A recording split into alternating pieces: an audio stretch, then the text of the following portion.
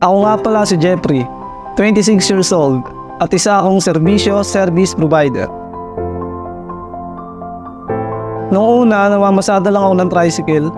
Araw-araw yun para lang kumita. Minsan yung kita ko kulang pa, pambayad ng kuryente o pambili ng pagkain. Narinig ko sa kapwa ko driver, sabi nila, "Pre, may sideline dyan," kaya tinry ko agad.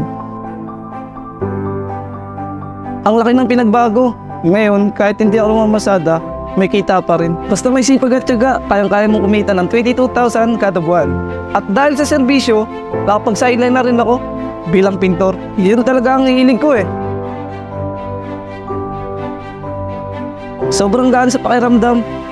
May extra income ako, may oras sa pamilya, nagagawa ko pa yung mga gusto ko.